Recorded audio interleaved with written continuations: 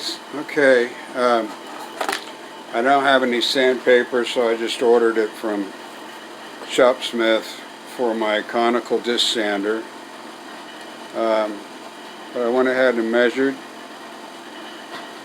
my blades, and they're just under 3/4 of an inch, 2/64 or 1/32 under. This is a brand new set that I've got, and it's set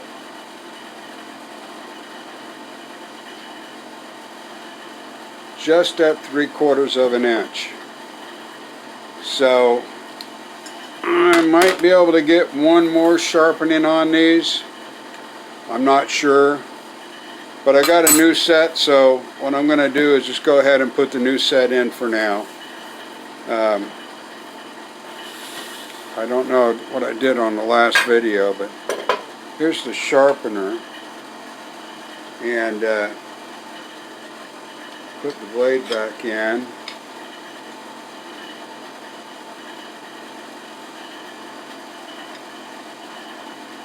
So that's how they go in. Tighten this down. I'm not going to do this because I don't have the sandpaper, but I'll show a video on it later. And I've got, yay, my Sharpening package. It's my sandpaper for the conical disc sander.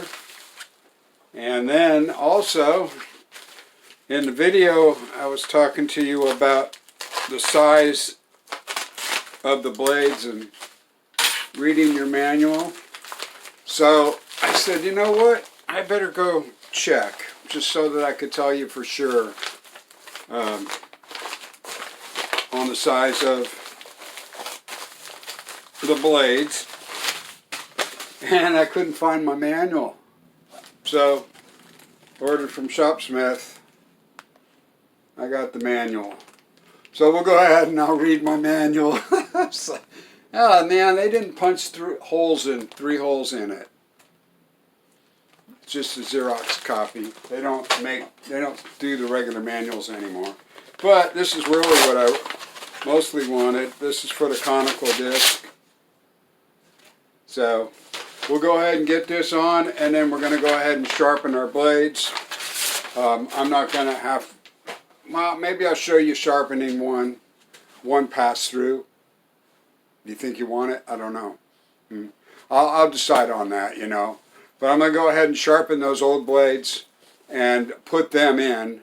I had the new ones in there, and it was great, and I started thinking about it. I said, well, since I already ordered it, use up the old ones first. So I'm going to put one more sharpening on those, and we'll measure, I think it said 11/16 on the Sharpening forum that I went out on. They said no less than 11/16, or no more than 11/16 under the 3/4 inch. So we'll see. Wait a minute, that's not right, is it? My math this morning, I'm really in bad shape this morning because I'm excited because I'm going to get my conical disc going again. So anyway, well, I'll read the manual and I'll come back. YouTube, we're all set up here. Let me go ahead and, I don't know, I haven't done this with my Power Pro, so I'm going to hit chart, confirm, and go to disc sanding, conical, hardwood, softwood, plywood, MDF. Sharpening, yay! Okay, I'm using 150 grit. There it is. 700 RPM. Cool. I like that about the Power Pro. If you don't know, the little computer, it knows. So let's go ahead and turn this on. And we will run this in. Okay, so I'm almost there, not quite.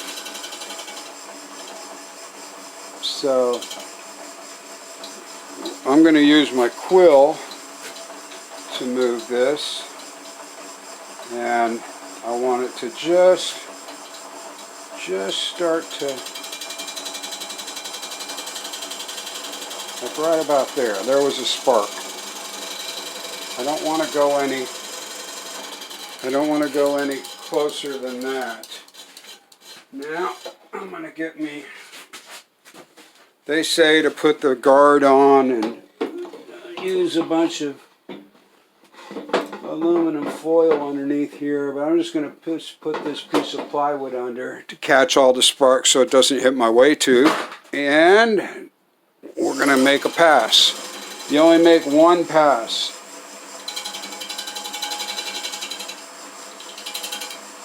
Okay. So I wasn't quite close enough. So we're going to come back here and move that in just a little bit more. There we go. Right like that.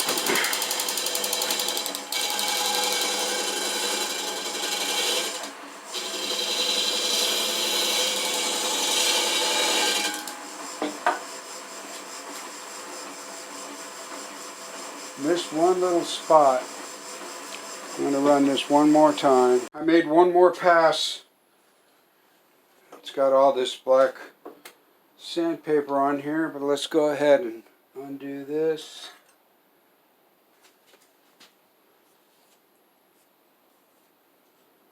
Oh yeah. Such a nice job. I wonder if this will show up.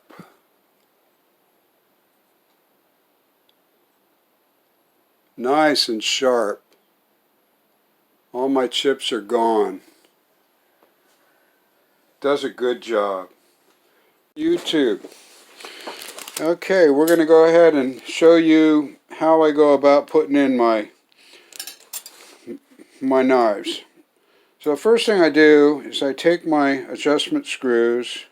This is just the way I do it. There's other ways to do this. I screw them all the way down in so I have a reference point. And then I back them off 2 complete turns. So there's 1, there's 2 on that. 1, 2 on that. Now I've got a good reference point. That's all I'm trying to do, is find a good reference point. And we'll take our new knife, and these are brand new. They got some oil on them, so let me clean this up a little bit. Okay. We'll drop him in, and I always line him up with the edge of the cutter head. I'm going to take my wedge. The wedge has an angled part here and a flat. The angled goes towards the knife. And we drop that in. I'm just going to eyeball and make sure it looks like it's pretty flat. And then I just take this middle one. I don't snug it. I find the hole and I get it started just to help hold everything in place. I don't want to snug anything down yet because I need to have movement. So I'm just, as you can see, just spinning it down just to there, right there. It just hit. So I'm good right there. Now, the thing is, it's hard to push the blade back down, but the adjustment screws will lift the knife up. So that's usually what I try to do, is make sure I don't come up too far, too fast. So this, I just use a little Shopsmith 6-inch metal rule here. Bring it over to the edge, to the 1-inch mark, so that I can tell. And now I just move it. Oh, way too much. Way too much. So that's too high.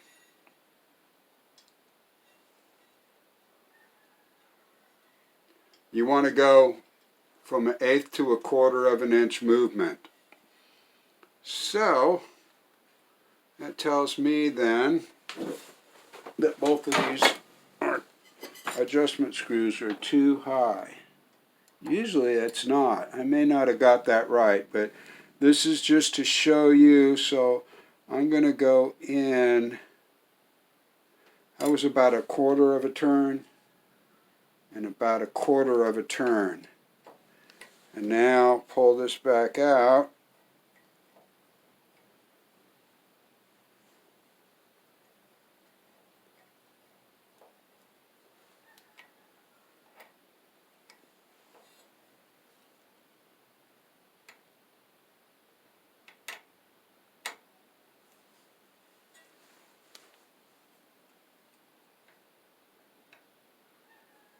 Okay, I just heard it.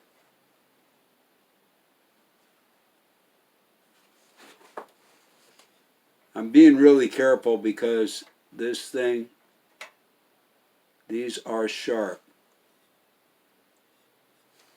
Okay, let's go back down again. And we go through this process over and over. It takes a while. And take your time. Don't rush this at all. This is really very, very, very important. Okay? We'll put it up on one. Better.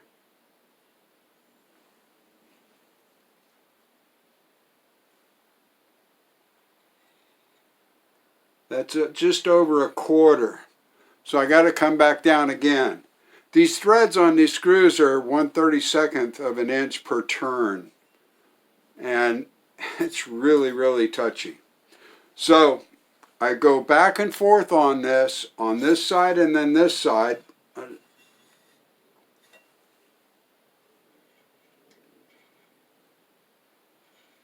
And you move it the same amount, because I don't know if I go really fast, you see, it doesn't move nearly as much. If I go slow, it'll move it more. So you have to move it the same distance or the same speed to get your adjustment right. That's what I have found. Then once I'm all done, what I'll do is I'll come back, and I always keep that in. That's really handy because it, as you can see, it kind of keeps it from moving around. Then I'll take my calipers, the depth part of the calipers, and I'll go ahead and push this down until I get to the cutter head, and then come over here, cutter head, and make sure that it doesn't change so that I know that it's straight all the way across. You also can tell from the ruler, but I like to double check, because I want my planer right, and the knives here are what make the planer right. So you've got to be careful. Take your time. I give myself a half a day just to do this, going back and forth until it's perfect. Once it's done, and you don't have to worry about it anymore. Hey YouTube, alright, first cut, perfectly straight. Oh, what's that? Can you see that? Snipe, damn it. Well, one of my blades or more, they're a little bit high. That's what causes that snipe. So, more adjusting, like I said, but they really cut nice. There's hardly any ripple here at all, which tells me they're nice and sharp, and it sounded nice and sharp. So we'll get rid of that snipe by adjusting the blades down just a little bit more, and then I'll be good to go, and we'll get going on another project. Thanks for watching, you guys, and I really appreciate the comments I've gotten. Hooper57, John, thanks a lot, man. It makes me feel good that you guys are enjoying it. And we'll move on.